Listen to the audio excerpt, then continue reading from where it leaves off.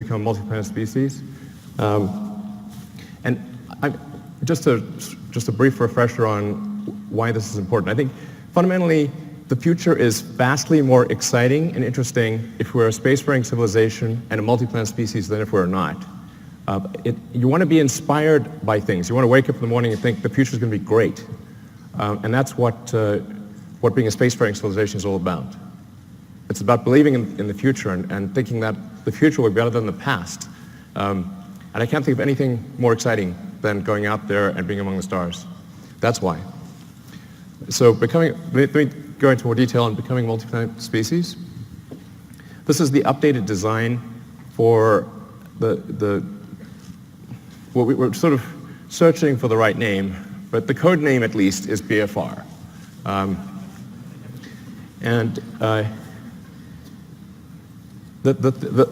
Probably the most important thing that I want to convey in this presentation is that I think we have figured out how to pay for it. This is very important. In last year's presentation, we're really searching for what the right way, how do we pay for this thing? We went through various ideas, Kickstarter, collecting underpants. These didn't pan out.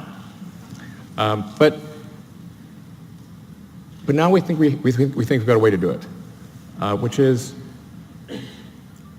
to have a smaller vehicle, still pretty big, but one that can serve, one that can do everything that's needed in the greater Earth orbit activity.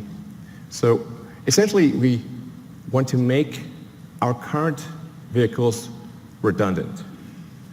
We want to have one system, one booster and ship that replaces Falcon 9, Falcon Heavy, and Dragon. So if we can do that, then all the resources that are used for Falcon 9, Heavy, and Dragon can be applied to this system. So that's really fundamental. So let's see, what progress have we made in this direction? So last time you saw the giant tank, that's actually a 12-meter tank. And you can see the relative scale of it. It's 1,000 cubic meters of volume inside. That's actually more pressurized volume than an A380, just to put that into perspective. We developed a new carbon fiber matrix that's much stronger and more capable at cryo than anything before, and it holds 1,200 tons of liquid oxygen. So we tested it. So we successfully tested it up to its design pressure, and then went a little further.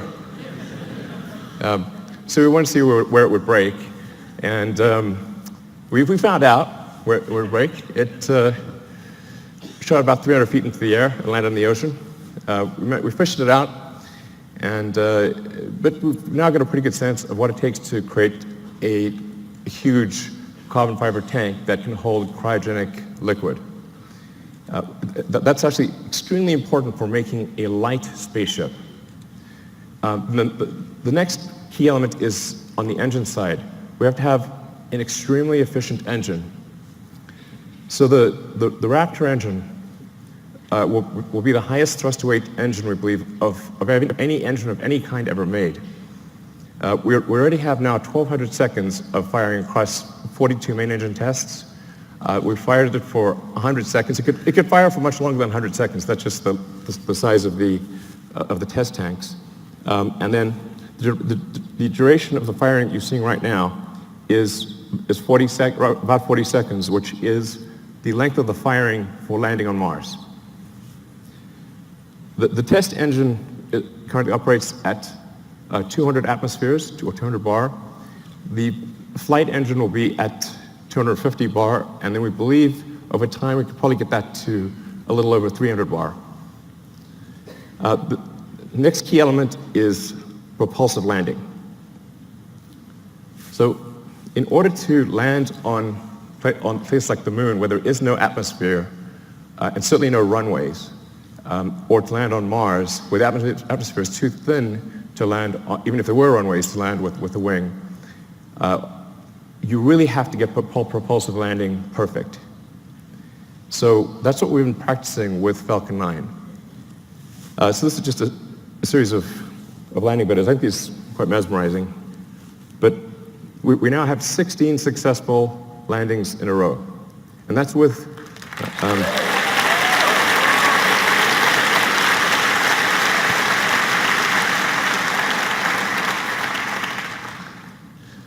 So it's 16 in a row, and that's with really without any redundancy.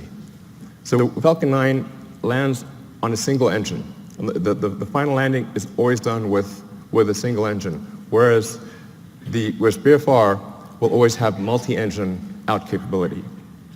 So if you can get to a very high reliability with even a single engine, and then you can land and then you can land with either of two engines, I think we can get to a landing reliability that is on par with the safest commercial airliners. So you can essentially count on the landing. It's not like you want minimum pucker factor on the landing. So,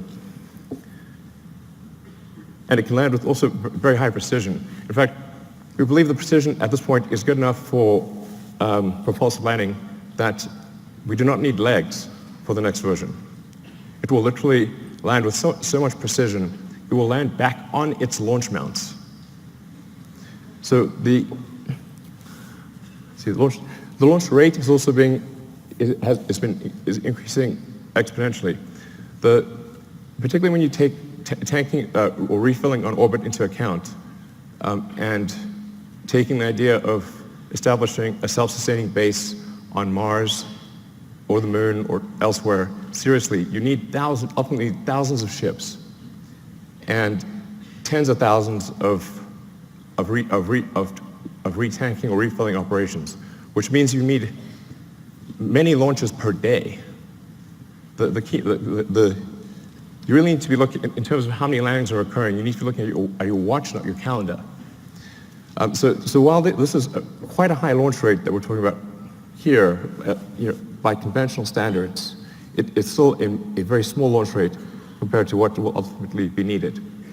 But just for those who are unfamiliar with how many orbital launches occur every year, it's approximately 60 orbital launches occur per year, which means if SpaceX does do something like 30 launches next year, it'll be approximately half of all orbital launches that occur on Earth.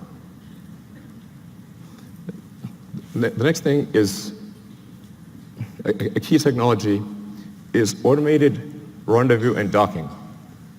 So in order to retank or refill the spaceship in orbit, you have to be able to rendezvous and dock with the spaceship with very high precision and transfer propellant. So that's one of the things that we've perfected with Dragon. Dragon 1 will do an automated rendezvous and docking without any pilot control to the space station. Dragon 1 currently uses the Canadarm for the final placement onto the space station. Dragon 2, which launches next year, will not need to use the Canadarm. So Dragon 2 will directly dock with the space station. And it can do so with zero human intervention. So you just press go, and it will dock. Dragon has also allowed us to perfect heat shield technology. So when you enter at high velocity, you'll melt almost anything. The reason meteors don't reach Earth is they melt or disintegrate before they reach the ground, unless they're very big. So you have to have a sophisticated heat shield technology that can withstand unbelievably high temperatures, and that's what we've been perfecting with Dragon, and also a key part of any planet colonizing system. Next slide. So Falcon 1, this is where we started out. A lot of people really only heard of SpaceX relatively recently. So they may think, say Falcon 9 and Dragon just instantly appeared, and that's how it always was. But it wasn't. We started off with just a few people who really didn't know how to make rockets. And the reason I ended up being the chief engineer or chief designer was not because I wanted to, it's because I couldn't hire anyone. Nobody good would join. So ended up being that by default. And I messed up the first three launches. The first three launches failed. Unfortunately, the fourth launch, which was that was the last money that we had for Falcon 1. The fourth launch worked, or that would have been it for SpaceX. But fate liked us that day. So the fourth launch worked. And it's interesting. Today is the 9th anniversary of that launch. So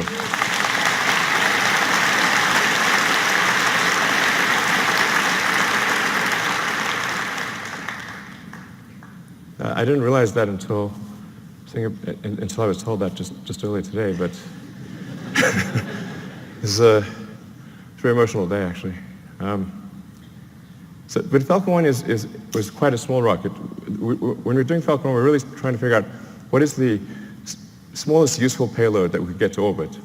I thought, okay, something around half a ton to orbit would be able to launch, that can launch a decent-sized small satellite to low Earth orbit, and that's why we sized Falcon 1.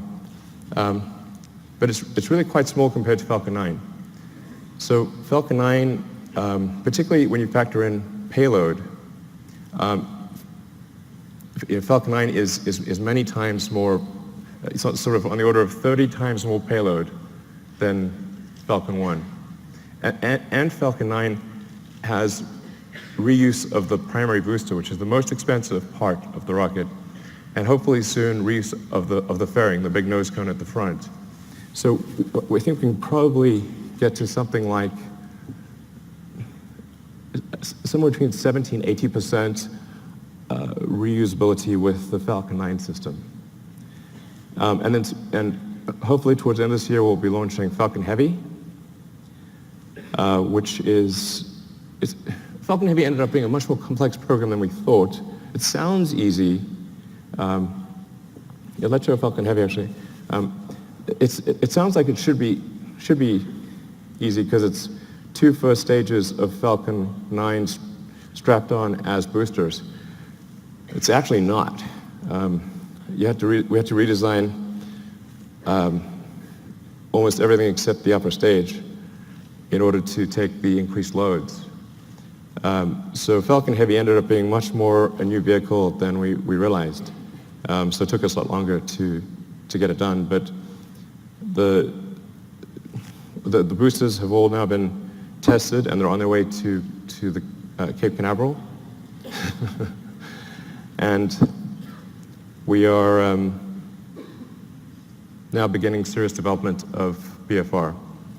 So you can see the payload difference is quite dramatic. BFR in fully reusable configuration, without any orbital refueling, we expect to have a payload capability of 150 tons to low Earth orbit. So, and that compares to about 30 for Falcon Heavy, which is partially reusable.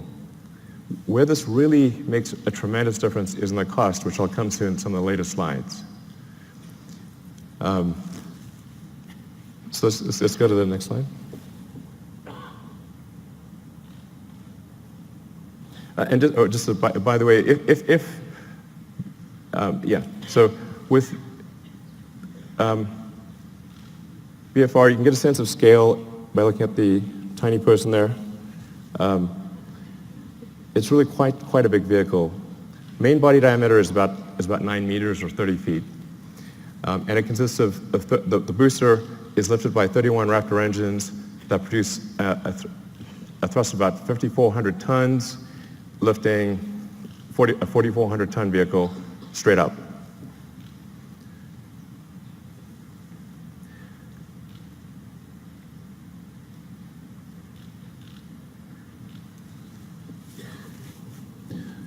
So then, just the basics about the ship: 48-meter length. Dry mass we're expecting to be about 85 tons. Technically, our design says 75 tons, but inevitably there's mass growth. And that ship will contain 1,100 tons of propellant with a ascent design of 150 tons and a return mass of 50. So you can think of this as essentially combining the upper stage of the rocket with Dragon. It's like if Falcon 9 upper stage and Dragon were combined. So I'll go into each of these items in detail, but you've got obviously the engine section in the rear, the propellant tanks in the middle, and then a large payload bay in the front. And that payload bay is actually 8 stories tall. In fact, you can fit a whole stack of Falcon 1 rockets in the payload bay. Compared to the design I showed last time, you'll see that there is a small delta wing at the back of the rocket. The reason for that is in order to expand the mission envelope of the BFR spaceship. Depending on whether you're landing or you're entering a planet or a moon that has no atmosphere, a thin atmosphere, or a dense atmosphere, and depending on whether you're re-entering with no payload in the front, a small payload, or a heavy payload, you have to balance the rocket out as it's coming in. And so the delta wing at the back, which also includes a split flap for pitch and roll control, allows us to control the pitch angle despite having a wide range of payloads in the nose and a wide range of atmospheric densities. So we try to avoid having the delta wing, but it was necessary in order to generalize the capability of the spaceship such that it could land anywhere in the solar system. So let's look at a couple of things in detail.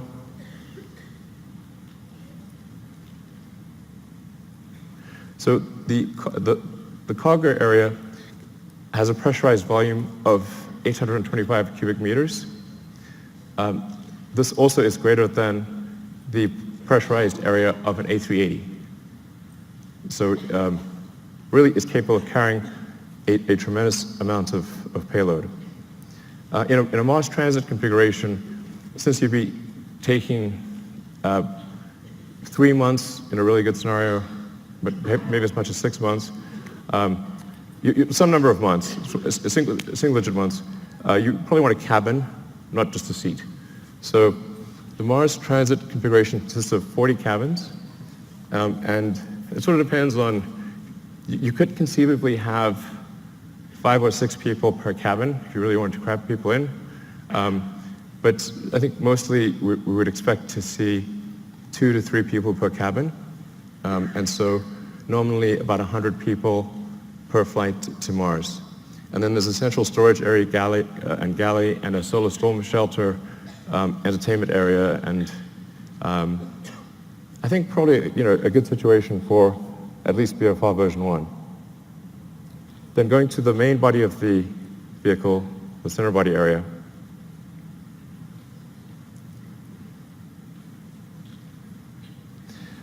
This is where the propellant is located. And this is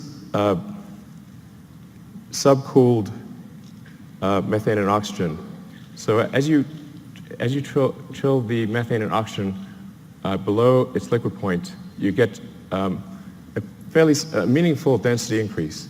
You get on the order of 10 to 12% density increase, which makes quite a big difference for the propellant load. So we're expecting to carry 240 tons of CH4 and 860 tons of oxygen. In the fuel tank are header tanks. So when you come in for a landing, your orientation may change quite significantly, so you can't have the propellant just slushing around all over in the main tanks. You have to have the header tanks that can feed the main engines with precision. So that's what you see immersed in the fuel tank. Then the engine section.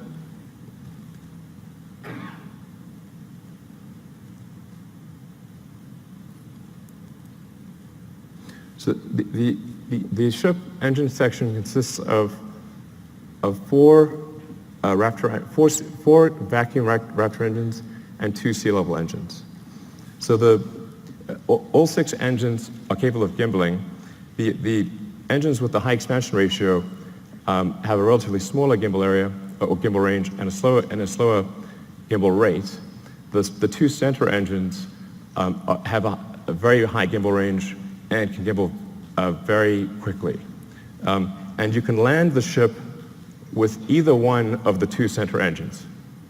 So when you come in for a landing, it will light both engines, but if one of the center engines fails at any point, it will be able to land successfully with the other engine. And then within each engine, there's a great deal of redundancy. So we want the landing risk to be as close to zero as possible. And then some basic stats about the engines. The sea-level engines are about a 330 ISP at sea level. The upper stage engine is 375. Now, this is version 1.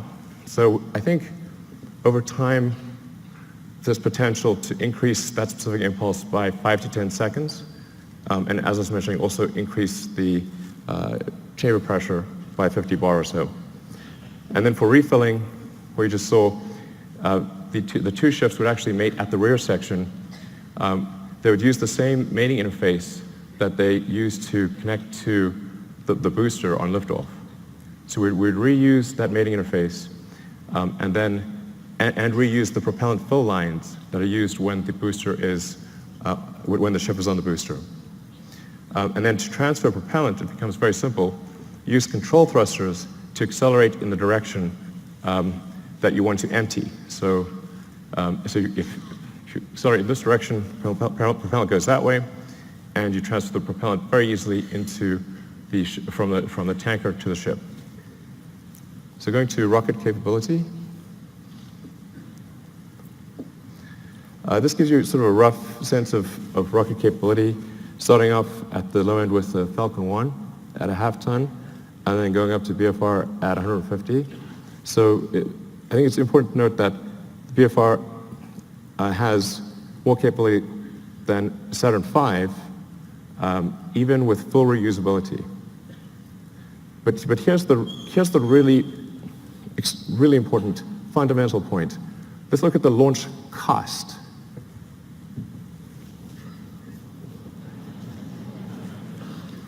The order reverses.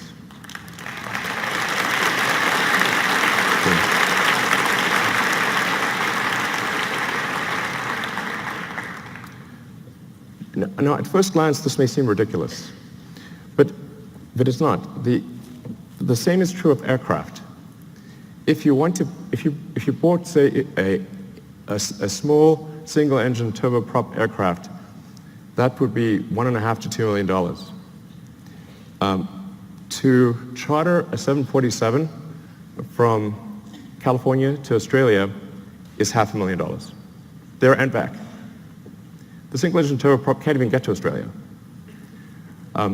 So a fully reusable system, a fully reusable giant aircraft like a 747 costs a third as an expendable tiny aircraft. In one case, you have to build an entire aircraft. In the other case, you just have to refuel something. So it's really crazy that we build these sophisticated rockets and then crash them every time we fly. This is mad. I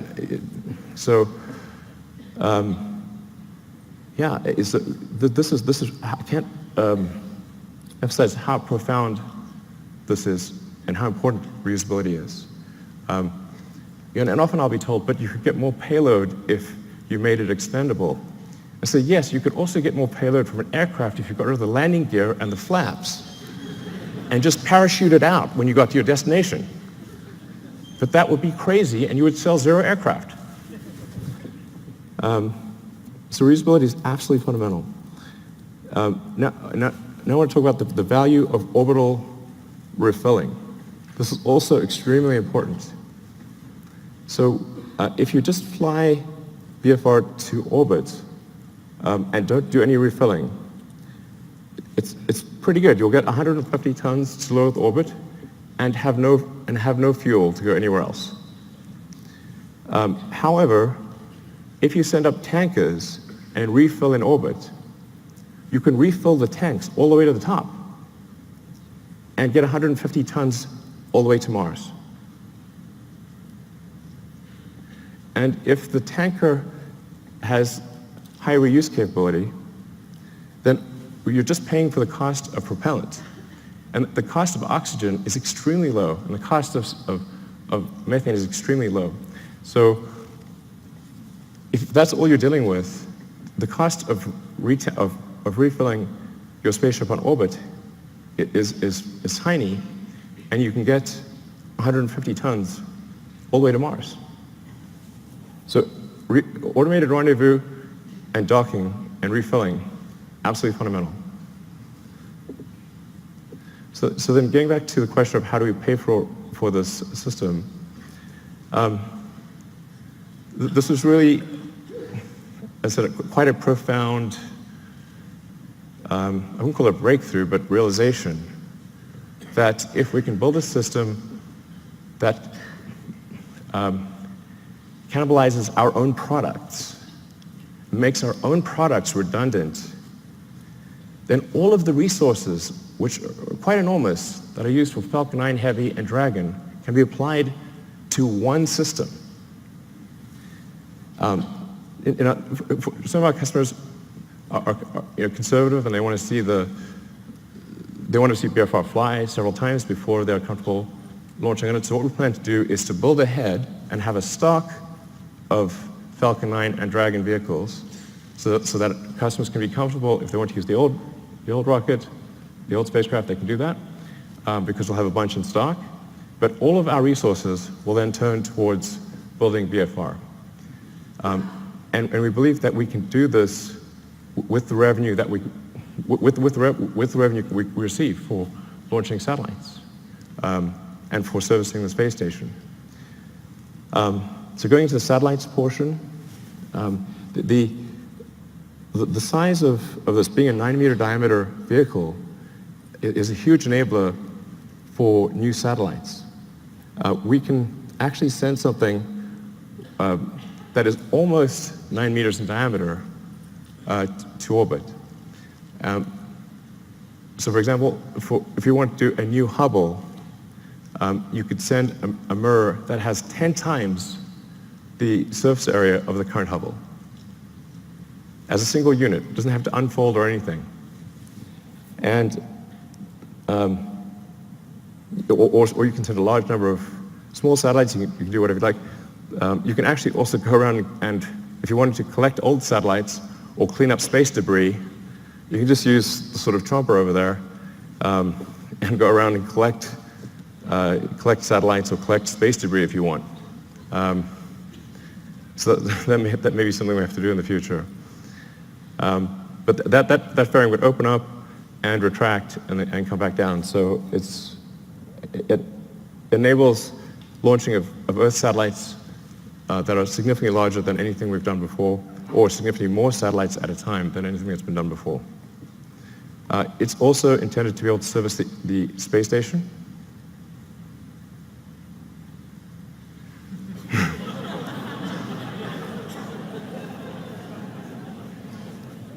I know it looks a little big relative to the space station, but the shuttle also looked big, so it'll work. It looks a little outsized, but it'll work. So it'll be capable of doing what Dragon does today in terms of transporting cargo, and what Dragon 2 will do in terms of transporting crew and cargo. So it can do the space station servicing. It can also go obviously much further than that, like, for example, the moon. Based on the calculations we've done, we can actually do lunar surface missions with no propellant production on the surface of the moon. So if we do a high elliptic parking orbit for the ship and retank in a high elliptic orbit, we can go all the way to the moon and back with no local propellant production on the moon. So I think that would enable the creation of moon base alpha or some sort of lunar base.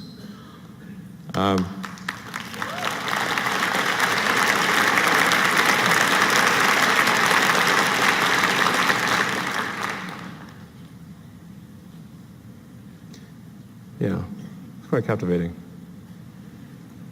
So you can also see, for example, how do you transfer cargo from the cargo bay down to the ground is a crane. It's not very complicated.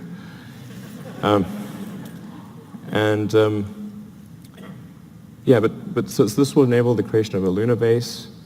And it's 2017. I mean, we should have a lunar base by now. What the hell's going on?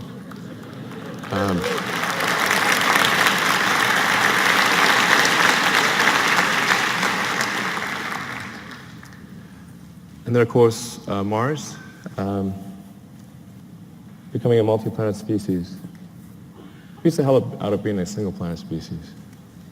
So, so we'd start off by sending a mission to Mars, where it would be obviously just landing on rocky ground or dusty ground. And it's the same approach that I mentioned before, which is you send the spaceship up to orbit, you retank it or refill it until it has full tanks, and it travels to Mars, lands on Mars. For Mars, you will need local propellant production. But Mars has a CO2 atmosphere and plenty of water ice. That gives you CO2 and H2O, so you can make, therefore, CH4 and O2 using the Sabatier process, probably Sabatier process. And I should mention that long term, this can also be done on Earth. So sometimes I get some sort of criticism for why are you using combustion in rockets and you have electric cars? I'm like, well, there isn't some way to make an electric rocket. I wish there was. But in the long term, you can use solar power to extract CO2 from the atmosphere, combine it with water, and produce fuel and oxygen for the rocket. So the same thing that we would do on Mars, we could do on Earth in the long term. But that's essentially what happens. Similar to the moon, you land on Mars. But the tricky thing with Mars is we do need to build a propellant depot to refill the tanks and return to Earth. But because Mars has lower gravity than Earth, you do not need a booster. So you can go all the way from the surface of Mars to the surface of Earth just using the ship. Albeit you need to go to a max payload number of about 20 to 50 tons for the return journey to work. But it's a single stage all the way back to Earth. And I'll show you so this is the true physics simulation.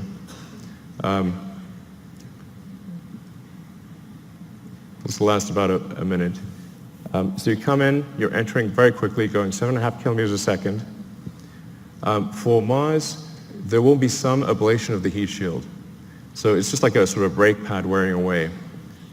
It is a multi-use heat shield, but unlike for Earth operations, it's coming in hot enough that you will see some wear of the heat shield. But because Mars has an atmosphere, albeit not a particularly dense one, you can remove almost all the energy aerodynamically. And we've proven out supersonic retropropulsion many times with Falcon 9, so we feel very comfortable about that. This is because it's sort of, you can see it's sort of a mesh system. It's not meant to be sort of particularly pretty because it's just trying to simulate the physics of it. But the size of the cone gives you a rough approximation for how much thrust the engines are producing.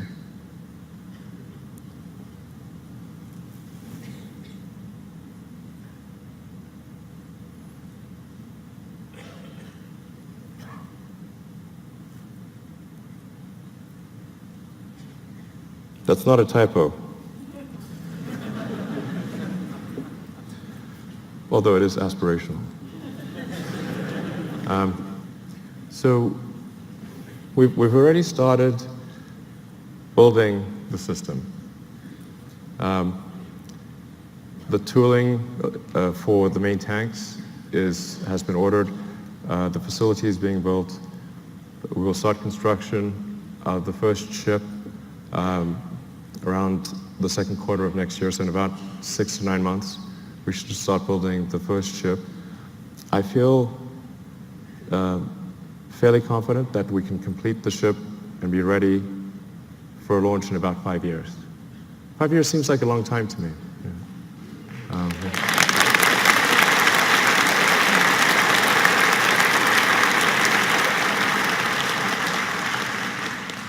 And the area under the curve of resources over that period of time should enable this time frame to be met.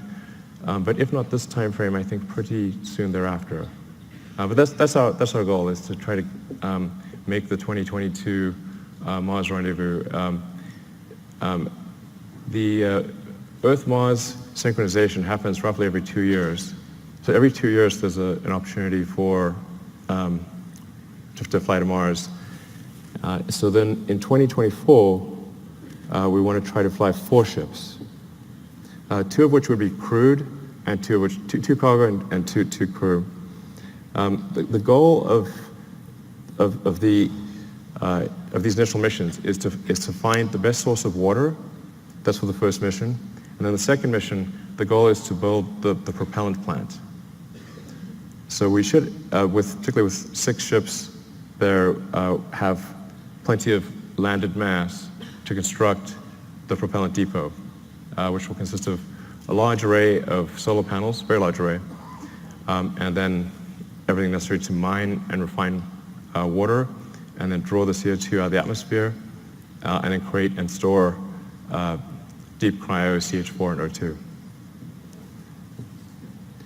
Then build up the base, starting obviously with one ship, then multiple ships, then start building out the city, then making the city bigger, even bigger.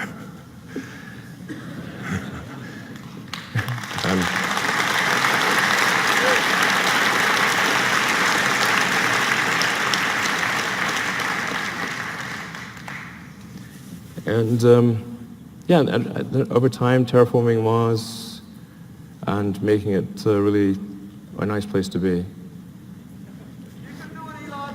Thanks. Give me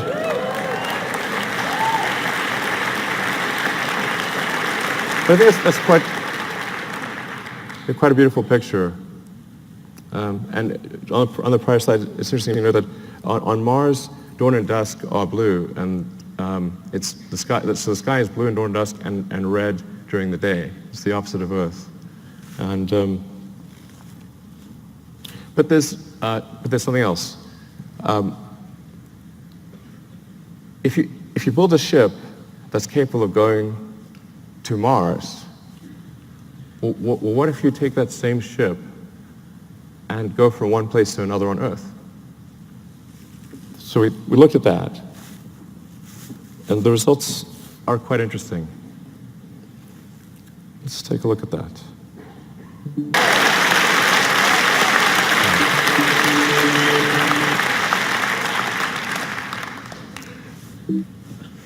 Mountain.